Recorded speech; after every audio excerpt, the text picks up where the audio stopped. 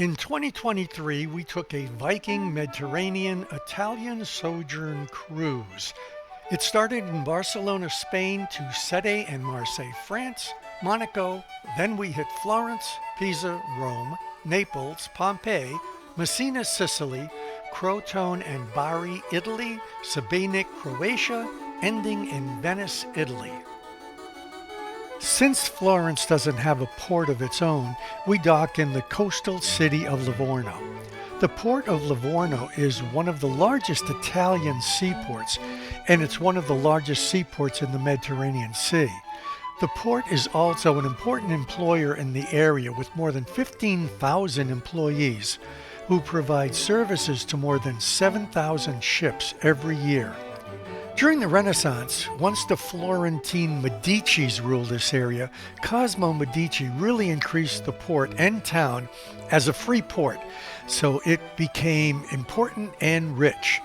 The Medici project involved the construction of wharves and defensive walls to connect the old fortress with the Livorno lighthouse called the Light of the Pisans, and it was called that because it was built by Pisans in 1303. Cosimo considered it the ideal town.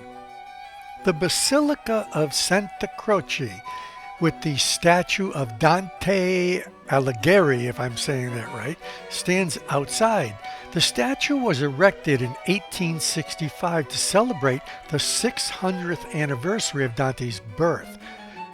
Dante was accused of corruption and financial wrongdoing, and that was the reason for his first exile from Florence for 2 years in 1302, especially after he refused to pay a fine.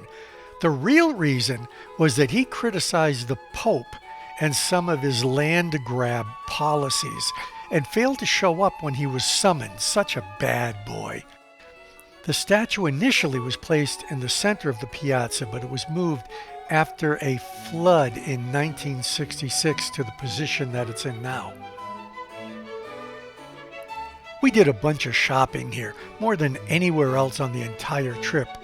Even I succumbed to the allure of Florentine leather. 2 weeks after our last trip here, this area sank into the Arno River due to erosion, but it's all built back up now. We didn't go inside the Duomo this trip because we had already been there and it was mobbed. There's an entire video on the Duomo and the archaeological site beneath it.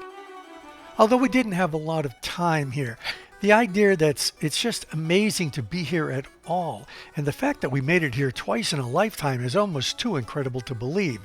There was always a section that you didn't see the first time. It's just amazing the artistry that is everywhere in this city. Florence is just one open-air art gallery where you can drink and eat and not get told to get out. We bought a bottle of wine here that isn't exported to the States, and we drank it on our balcony on the ship. That made it extra good. Back in the plaza, we did a little more shopping and, of course, eating.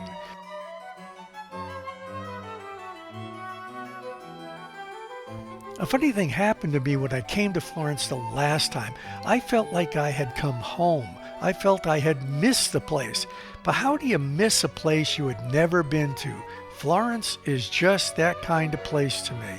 If I was a bit younger, I could live here and sit at a cafe, talk to people who look like my family, and just be entertained by the people who are walking by.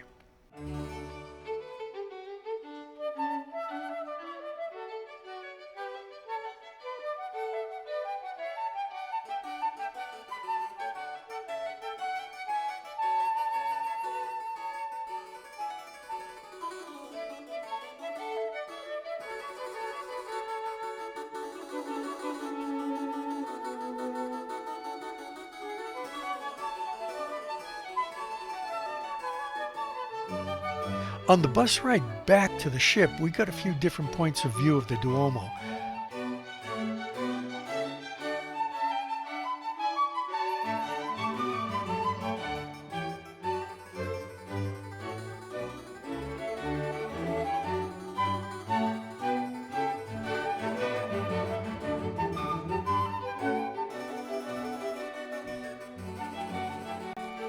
By the time we got back from Florence, we weren't able to actually go into Livorno, but I'm sure there are interesting things there to see.